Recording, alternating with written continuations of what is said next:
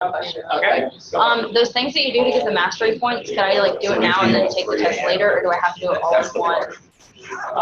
No, you can do those anytime. Yeah. Okay. So It's a Sunday. I didn't know if I immediately had to take my test afterwards or if I was good. no, Go. those stick. Those stick. Yeah. Thank you. Good there. Zoom thing. So Kaylee's question was, do you have to do the test like right after the mastery, or kind of the timing of those things really? And the answer is no. You can do them whenever you want. Oh, this thing even has batteries. Oh no. Yeah. Wow. So you can do, yeah, you can do it on your own time. Nope.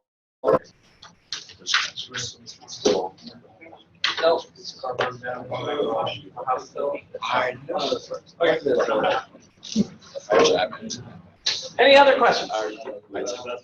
Yeah, talking about the current events there. Is she talking about the current events? No, she just asked about the study plan timing, like if you had to take the test like right after you did it. You can do those completely independent, yeah. So probably, I mean, the way I have it set up is to probably try to work through the homework. Oh, and then you brought up another point that I was going to show you.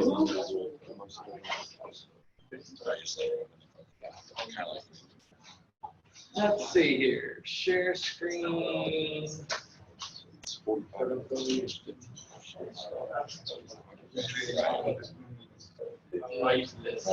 Okay. This is your homework. We did this last time, but your homework for Module 1. And I just want to point out, chapters 1, 2, and 3 are all here. And so they are set up so that the first, and I don't know where they cut off exactly, but approximately the first third of questions, roughly, is chapter 1 material. So you might want to go into the homework and do the, like you read chapter 1, you want to do homework, you know, you're kind of all geared up for chapter 1, and then just work through those chapter 1 problems. As you do the problem, I believe it says you're on homework problem, you know, question 10, which is from chapter 1, section, whatever. It identifies the chapter. And then that way you can partially go through the homework. You can stop, close out the homework, come back to it later and work chapter by chapter. I got away from the way this was set up before was each chapter was something, but it seemed like you're going in and out all the time. And so I just kind of made it nice and simple and put the whole module into one spot. So, you wrote your Saturday. This is not Saturday for this class. That's micro. Micro's on a tighter time. Yeah, because this class is 16 weeks. Remember, the micro's condensed, so you're getting hammered in micro. So yes, but not this class. This class is a little easy. This is September 5th. Is the due date. But I got all of that due on September 5th, so you're totally dead meat if you wait till September 5th to do it all. So start pacing yourself at your own time frame. But after you do the chapter 1 portion of the homework, you could go to the study plan, do the quiz get the mastery points for the chapter 1, and then maybe start back into chapter 2. See what I mean? You can kind of go back, toggle back and forth between the chapters. Whatever works. I already did the homework, and it said that I already got all 13 of the 13 mastery points out there. Okay, good. That's why I was confused. Did you set it separate in that way, or if you do Well, homework, then you'll get that? Apparently, and this is I just set this up, so I didn't know that it works that way. But I'm okay with that for now. We'll see how it works before I make any modifications. But since you did the homework problems correctly, you earned mastery points. That's why it's set up that way. So then when you go, so you're basically in the clear, it sounds like, to take, you did all 3 chapters, right? Okay. All right, he's showing you guys up here. All right. So you can go in, did you take the test? Okay. You're right. It's one thing to get through the homework. It's another thing to get through the test. Because the homework is set up for you to get those easy points for the most part. So now, if Kurt goes in and takes the test and he gets a 50% on the test, what's going to happen is those mastery points are going to disappear on, in theory. They should unlock the areas that you were weak on, and then you'll have to earn those mastery points back before you can take it a second time. I was just confused because you said they were separate. Yeah. They're separate, but they're linked. I got it. Yeah. Right. Okay, any other questions, comments there? All right, let's see here. We're going to spend a little bit of time today on this little guy here, but when you see a homework problem like this little symbol means that it's directly linked to the data, to the real-time analysis. And I wanted to start off where we left off today. In chapter 1, you guys might want to link this way. Each chapter has all these resources. So there's student lecture notes. There's the complete Pearson e-text chapter. That'll bring you to the, I can't remember if it opens up the specific chapter or just opens up the ebook. All the PowerPoints, so I'll be using PowerPoints off and on, just kind of hit or miss. You'll have access to all of those. You can download them at any time. The web links, the real time, and the real time is what I wanted to do right now. Each chapter has figures, and this is the one that we looked at last time. The last class, oops, I guess it doesn't really get bigger. I can't stretch this dog. Okay. All right, that's it. So as you drag your cursor over it, now it becomes alive instead of that static PowerPoint. And so on September of 1996, I know this is kind of small for some of you, 8.35%, 7.17, 5.09. So all of that's on there and moves back and forth depending on what date you want to look at. And then another cool thing is this little slider right here. The date range is from 1950 to 2010. And if you want to look at data a little more current, it changes instantly with you to 2002 through 2008 and 2014. They have it truncated where the 4th edition data in the print book goes, but since this is real time, you can go ahead as well. And that's the most recent data from the government databases on what the data is from Fred. So you can bring it up, this particular data set you can get in pretty tight. And looks like July. This is last month. So it's 1 month behind. We got kind of access to all that stuff. So that's kind of cool if you want to get in real tight and look like, well, what happened during this year? Now we can do that. And here's January of 2014 through July 2016. I don't know how far it's going to allow me to go, but January of 2016, you can see it's a lot flat with all the variability. So kind of cool. They got that. And those, again, are live links on your e-text, too. So whether you're doing a homework or you're linking in through the text, that's what these live things will do. All right, questions there? Okay, let me pull open, oops, let's start.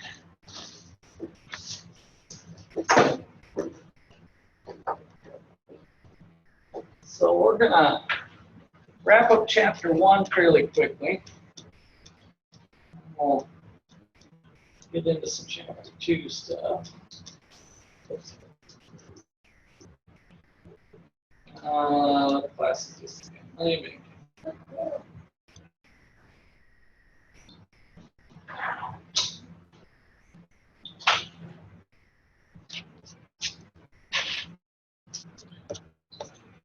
All right, so I think that was the static picture that we had, and I had this so that we can look at this live as well. I think this is the one we left off with last time. And I'm just going to kind of blow through these. I might skip some and go forward, but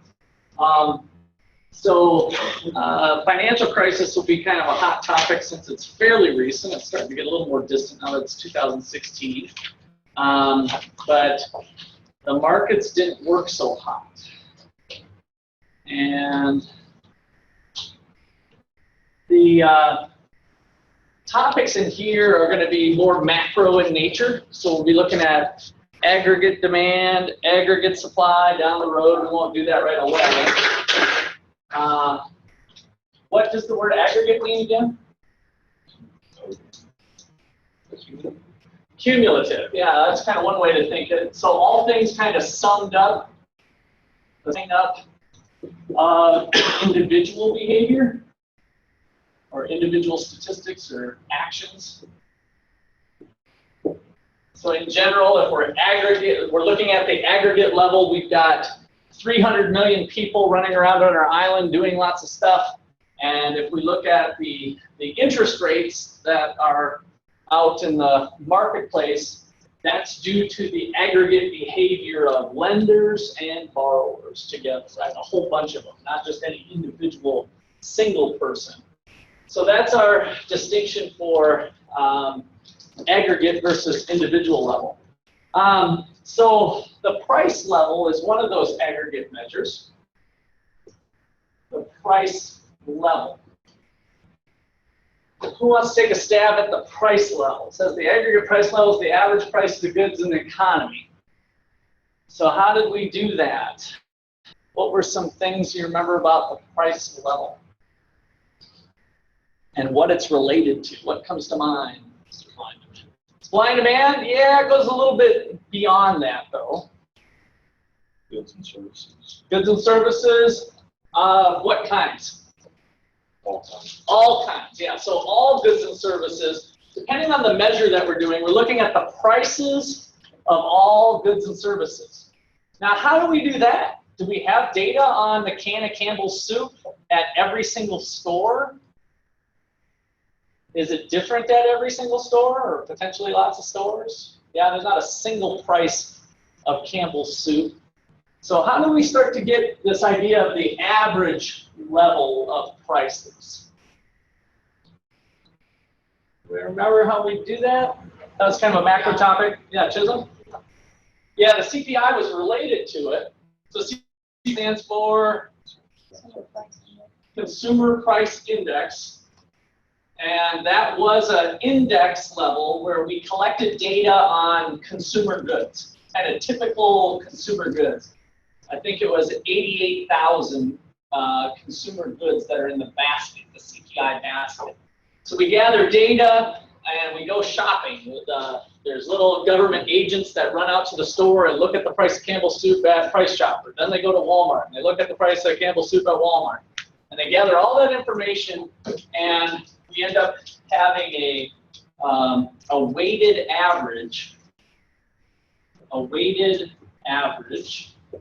of the typical consumer's purchases.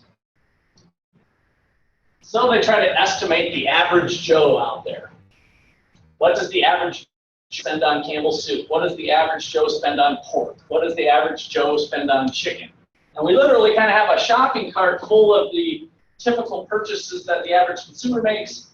We collect all that data and we create this index. So the price level is a price index. And the level part is the thing that is the actual number, and it's related to inflation. How is the price level or the index number related to inflation?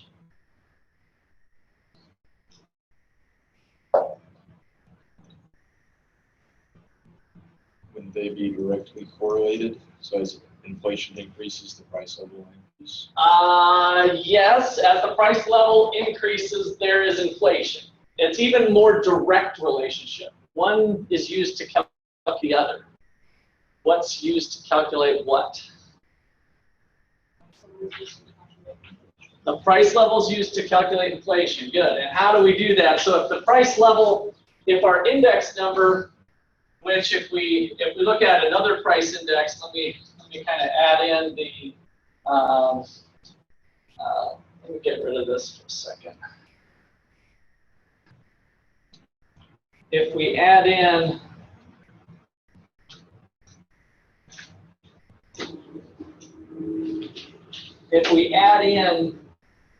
the other type of index was called the GDP deflator.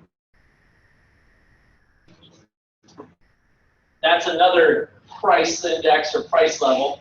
It has all goods and services, not just the typical of the consumer bundle. And so the GDP deflator was, the X number was calculated as, does anybody remember? It's the ratio of two things related to GDP. That's a pretty good hint for a class that was a long time ago.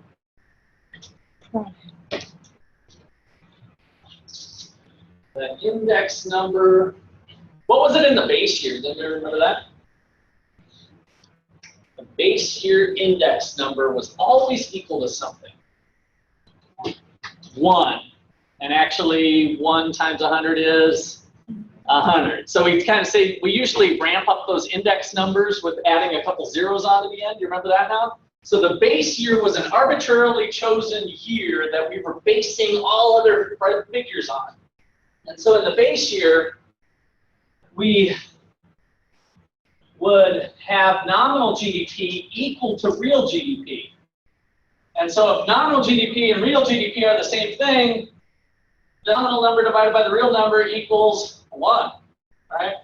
So in the base year, this ratio equals 100, which is the convention that we normally do of multiplying by 100, otherwise it would just be 1.0.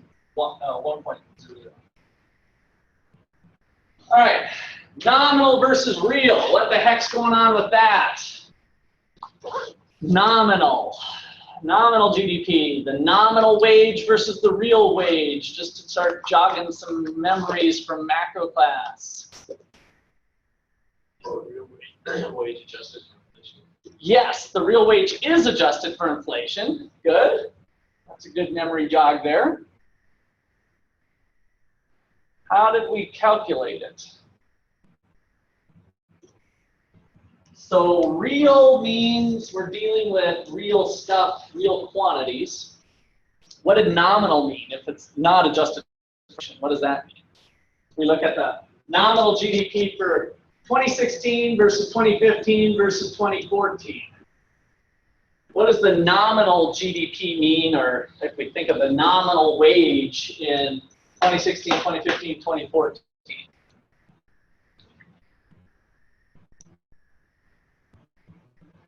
Nominal, just the word nominal. What it was for that year, right? So it's just whatever it was, the stated. So for GDP purposes, if we're thinking about the GDP for 20,000 or 2015, nominal GDP is equal to the dollar value of all final goods and services produced by a country within the nation's borders over the course of the year. We've got roughly N goods in the United States economy, right? Millions. So if I take 1 times Q1, and Q1 is beer, and a pint of beer is $4, and there was 400 pints of beer. 4 times 400 is $1,600 worth of beer, right? That was 1 of our N goods, right? So this little I thing, raised to the I, or not raised to the I, subscript I, gives us our calculation for GDP, which is just to take, okay, well, we're going to take the beer times the quantity of beer plus the price of chicken wings times the quantity of chicken wings plus the price of lawyer services times the quantity of lawyer services plus all the way out to the P times N for all the zillion things that we have in the United States. So GDP was the dollar value of all final goods and services within the nation's boundaries over the course of the year. Nominal means that they were expressed in 2015 prices and quantities. As Chisholm was saying, it's just what it was in 2015.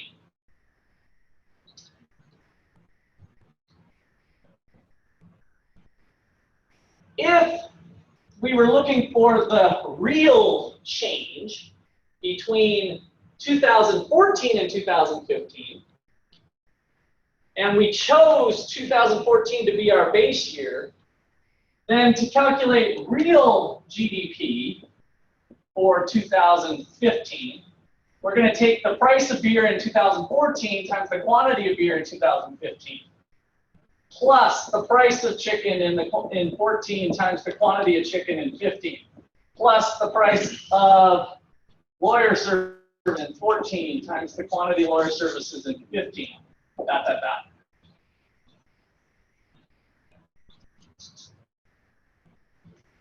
By looking at these two equations, what did we essentially do? which I think I essentially screwed up maybe something here. What did I do? This will probably work, but I think I essentially screwed up something. 14. Oh, yeah, this is, no, I didn't screw up anything. This is just real GDP.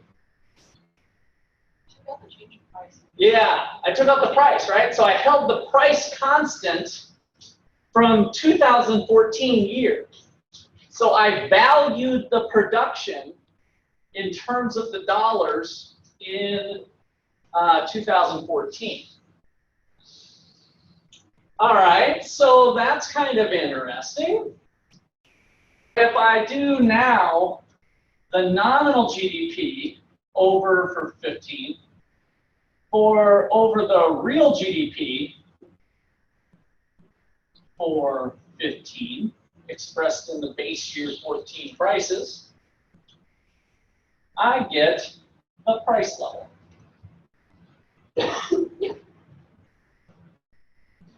If prices have gone up for more goods than not, if most goods have had prices go up, maybe some went down, but on average, if more prices have gone up, then what's going to be true of that price level number? It's going to be up, right? Because check it out, the quantities are the same. We're using the same quantity. We've just valued it at the current prices versus the year's prices before. And so if there's inflation,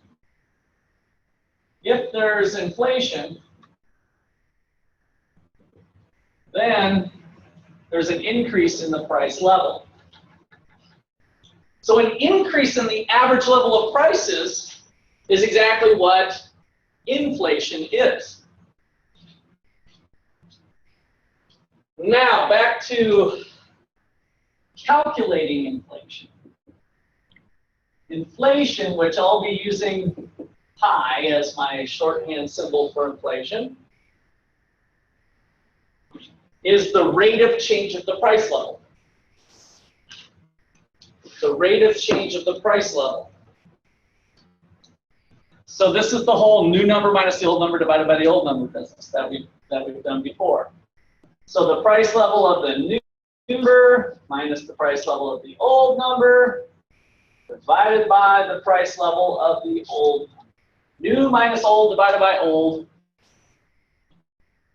That's going to give you point something, right? So then you got the whole percentage thing. You can multiply it by 100 to turn it into a percentage.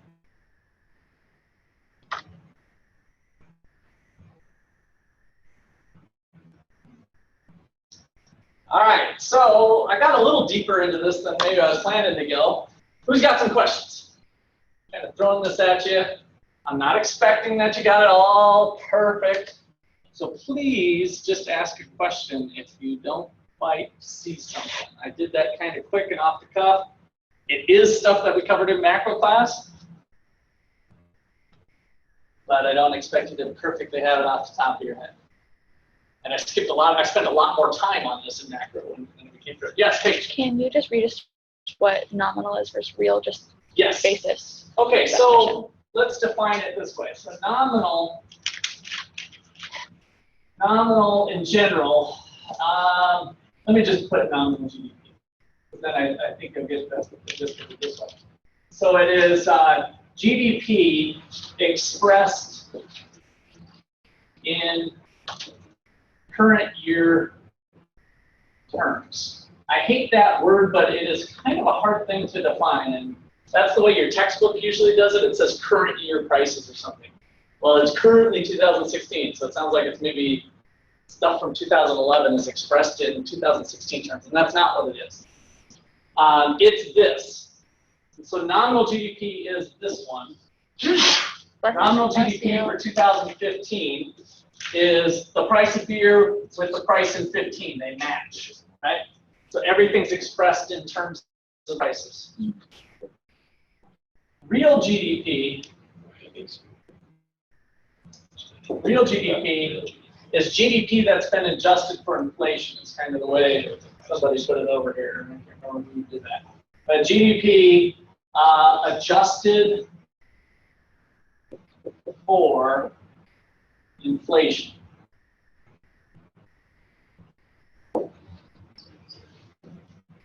It's probably the main thing to look at. And so the quantities here have been adjusted for inflation by pricing everything in 2014, right? So it's kind of we've taken out the price effect.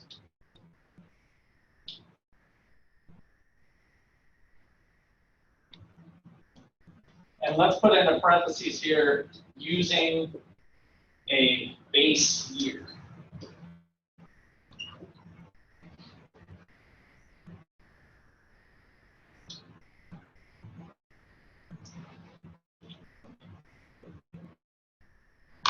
Okay, other questions? Is that a good page? Yeah, thank you.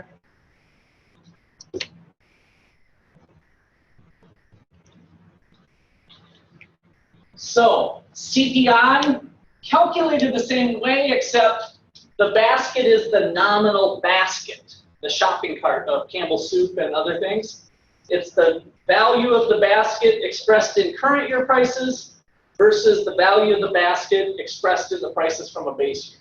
And so the concept's the same, whether we use a basket or whether we use the full GDP. The reason why the CPI is used more than the GDP deflator is that these figures take a while to get in data on, whereas we can get much more quicker information by going shopping, by sending out government agents to check prices. All right.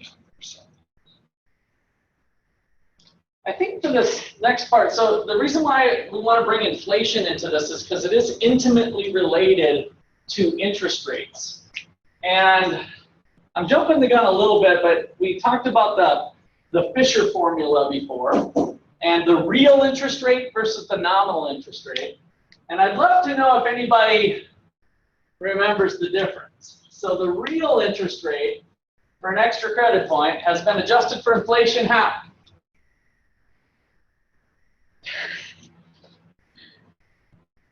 Using the base year? Using the base year, you're on the right track, but I want to be real specific. The Fisher formula, the interest rate. Who remembers that one? Play extra credit point worthy, so feel free to guess away. Got my extra credit pen out.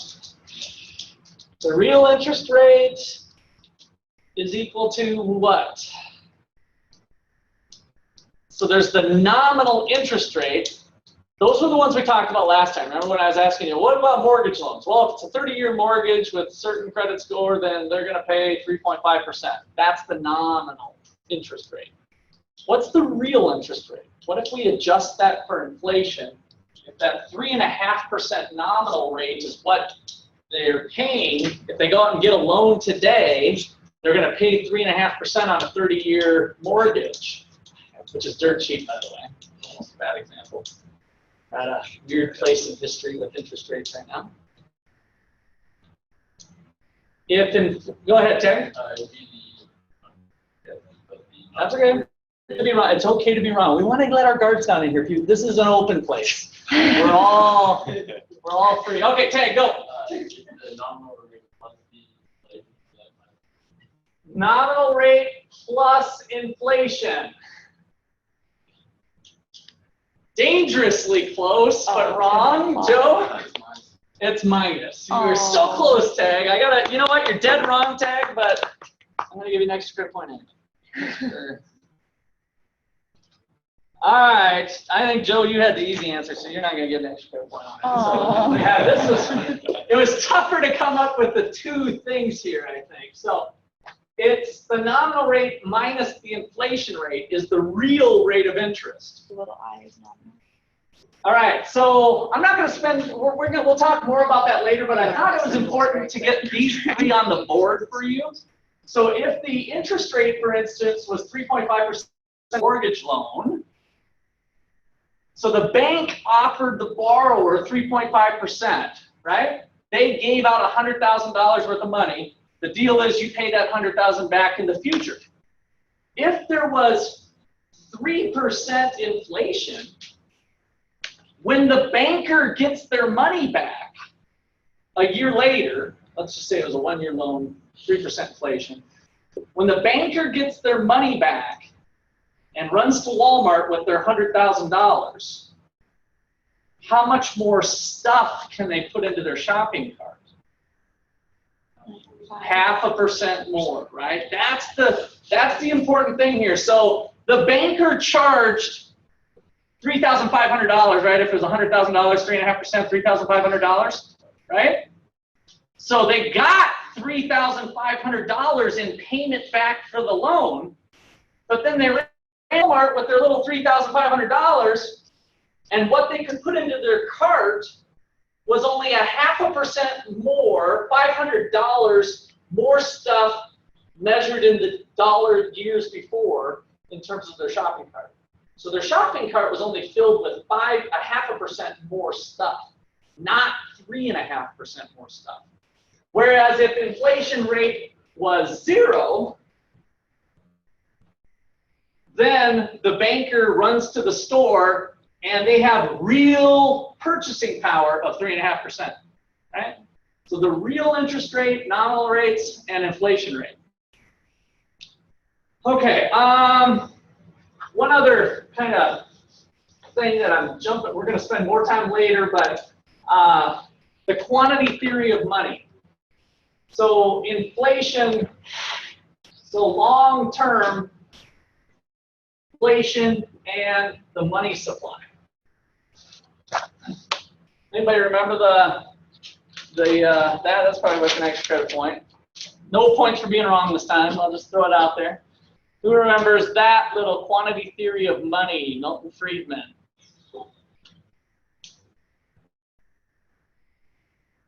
I'll give you a hint. It had something to do with velocity was in there.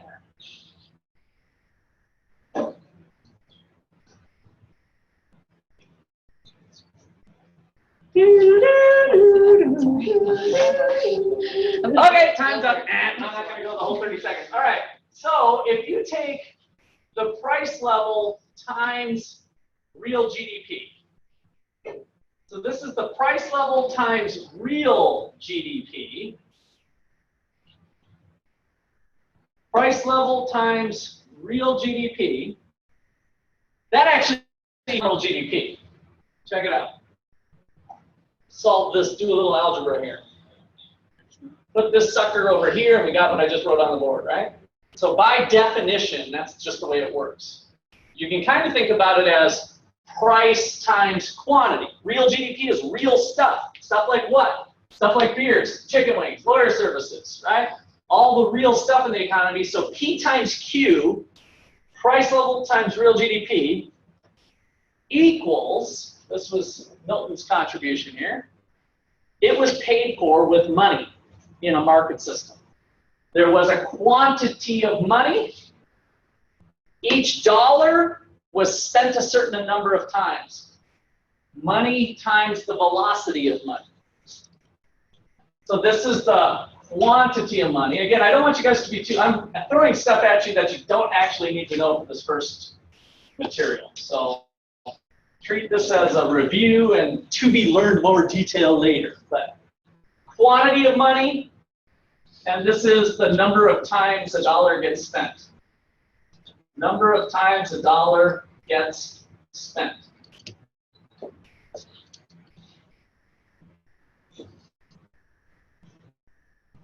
So this is called the equation of exchange, is what the equation of exchange is what Milton called it. And he's just saying, hey, if you think about all the dollar value of activity, that took money. Money spends a number of times. So it's just kind of logically working through that. And so here's the actual quantity theory of money for the long run. Uncle Milty thought, if this is fairly constant in the long run, equal to its potential level of GDP, it's going to be what it's going to be. And velocity is fairly constant, then inflation happens because of money. There's a direct relationship here between the quantity of money and inflation, the changes in the price level. If you jack this up by 3%, Milton's prediction was in the long run, you're going to have 3% of this. You jack this up by 20%, this is going to go up by 20%. Kind of this one-to-one relationship was the prediction that he made from the quantity theory of money. All right, questions on that? Again, that's really just a thumbnail, boom, maybe pops a few brain cells going. As we start to look at the data that I'm going to put up next, this is just the chapter 1 data. I think it helps explain a little bit of that backdrop.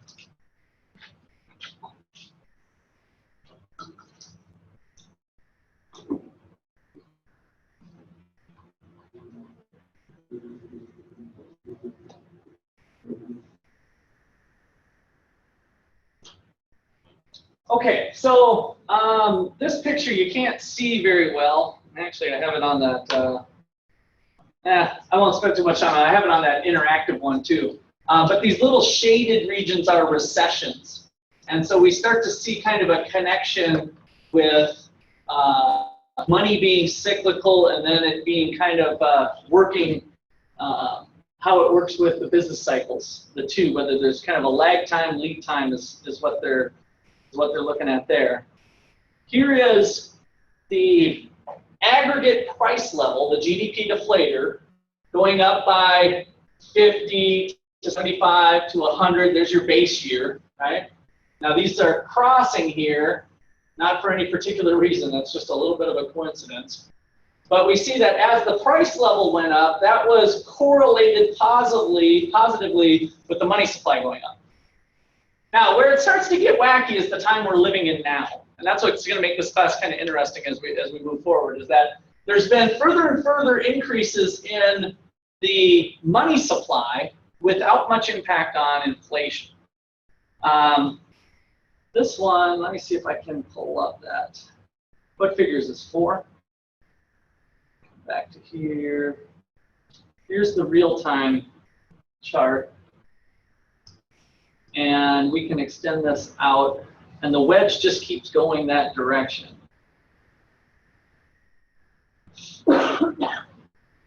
Where it doesn't be keeping pace with the money supply. And so part of Milton Friedman's theory is kind of being challenged here. And we'll dig deeper into that in a different chapter. But that's kind of an interesting anomaly going on in the data today. So here's it trucking along with the index number. Switch back to this one. Here is some evidence of Milton's theory. So this is average growth rates for inflation on the vertical axis and money growth rates of M2 on the horizontal axis. And these are all countries in here: Mexico, Colombia, Bolivia, Australia, New Zealand, United States, Costa Rica. So if we gather a kind of a country comparison, would you say that that data is a positive or negative relationship or independent? Slightly positive, right? It's kind of hard, but if you were to try to do a regression line, and there'd be some sort of upward trend where more money seems to be leading to more inflation. So that's some evidence that helps support that.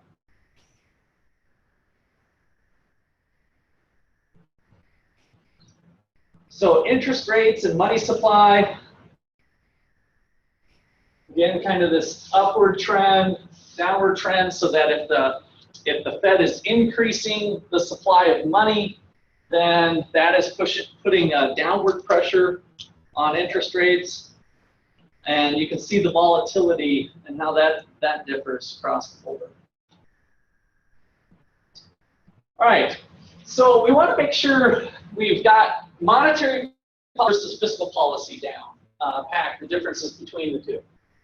So Federal Reserve is controlling the money supply, and they are in control of some things that, some variables that allow money to be more in circulation or less in circulation. And that impacts interest rates. Kind of trickles into all kinds of debt instruments. Fiscal policy, budget deficit, budget surpluses, which basically don't happen in the United States. And if there is a deficit, it leads to borrowing. And that is the big key of the government into the interest rate market. We talked about the concept of crowding out in macro class. If the government is borrowing, it's kind of like we're competing with the government. Of course, me going for a loan and Obama on behalf of the United States government going for a loan are two different things. He's got a lot more dollars at play, right? So if he has a deficit of $1 trillion and has to borrow for it, he's putting a lot of money out there, right? At one time, he's actually sucking money out of the system because he's borrowing it. And that's going to have an impact on interest rates. So that's that's how the important part to pull away there at this point, chapter 1, is that fiscal policy ends up impacting interest rates due to that phenomenon especially. So here's the pattern of the United States. You can see we really like deficits for some reason. So this is us. This is the parts where we've actually, that is percent of GDP. What is that one? Yeah, 0% of GDP, the amount of spending that was down as a fraction of the year. So it is this difference. It's just shown as a percent of GDP. So we were 3% deficient. We had a bit of drop. It's not measuring dollars, but it's how much we were short. What's that? We had a minor drop in 09. Yeah, the little drop here. Kind of good eye on that one. So we fell down kind of a big time there. Okay, foreign exchange market we'll talk about later on in class with the value of the dollar. And this one's kind of cool to look at the interactive one on. Let's see where I got that in here. So this is the trade weighted index of the dollar stretching from 1975 to 2010. Now, who the trade weighted index is? And this is the real trade weighted index. So when you see the word real, you think adjusted for inflation, right? Anytime we see the real thing, then adjusted for inflation, because check it out, we're comparing 1975 to 2010. That wouldn't make any sense if we don't adjust for inflation. So that's been adjusted for in terms of purchase power. And this is the trade weighted dollar. Anybody remember that one? That one we might not have spent too much time on. Some of you had international, we did a little bit of that. I don't think I spent any time in macro class on it. In order to make things fair, I mean, how many currencies are out there that how many trading partners does the United States have? A lot. There's 184 countries, I think, and we probably trade with all of them, right? So if we look at the dollar versus the yen, versus the yuan, versus the euro, versus the British pound now, especially since they're going away. There's some interesting things in the currency markets when we had the Brexit happen over the summer.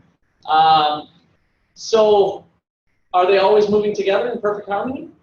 No, so it's possible that the dollar might be up against the pound, but down against the yen, right?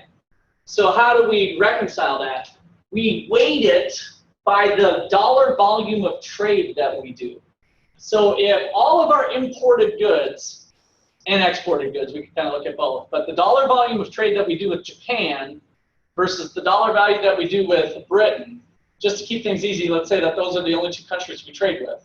60% of our trade is with Britain, 40% of our trade is with Japan.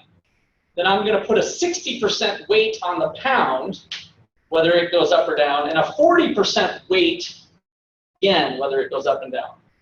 So if the pound went up by 10% and the yen went up by 10%, we kind of have that evening out. But if the yen went up by 1% and the pound went up by 10%, then we'd only give 60% a weight to the 10% up, right? And 40% to the little tiny 1% down. So we're going to weight those changes according to our trading volume. That's what this is capturing. If it's above, is it appreciation or depreciation? Let me shorten this time horizon here. And then actually let me add time horizon to bring it up to current day, or the data, as far as the data has. So here we're measuring the percent change from a year ago. The percent change from a year ago. So what does the point mean here at 4.7% is what my bubble's pulling up. May 12th, 4.7 is this number. Oh, wait, this number, my line is kind of down, so just below 5 somewhere. What does that mean? Appreciation or depreciation?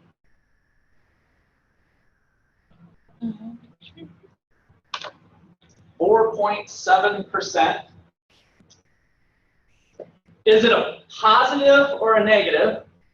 Positive. It's a 4. It's not a negative, which it was down here. So if the dollar has been increasing, and we go back to our rate of change formula, new minus old divided by old, that turned out to be a positive number. Appreciation. Appreciation, right? So if we had the yen, how many dollars it takes to buy a yen? If it went from, we used to get 100 yen per dollar, and now we can get 120 yen per dollar. 120 minus 100 divided by 100 gives us a 20% appreciation in the dollar. The dollar's buying more yen, right? So that's a stronger dollar. So now we've got the trade-weighted business, and we can look at what's happening with the United States over time. And what's been happening here recently? If we look at, has there been a lot of appreciation or depreciation? Depreciation. No, it's appreciation. 8%. Now remember, these are percentage changes. So there's been a lot of appreciation. This is year-to-year change. So on a given year, it's going up, but even when it came down, it didn't depreciate, right? This is important when you start looking at these graphs that you understand what's going on. The dollar appreciated by 10% here. Last year, it appreciated by 11. The rate of change went down, but the dollar actually kept going up. So it's continued to appreciate against the major currencies. And so the dollars has become kind of a stronghold recently, partially due to troubles around Europe and other parts of the world with China. Look at where we were before. We were depreciating different years after the recession. The dollar started to become kind of a strong place to go. And so we've seen lots of appreciation of dollar. Question, yeah? So depreciation is when it's below 0 and a negative number. Appreciation is always a positive number. Yes. Anytime it's down here, then there was depreciation against the major currencies, on average, right? So the trade-weighted average went down. Yes? Does that mean like the yen making, they're printing a lot more money again? Well, we'll get to that, what caused it, yes. But that's exactly right. I mean, some of it is due to monetary policy. Some of it could be due to lots of people buying sushi.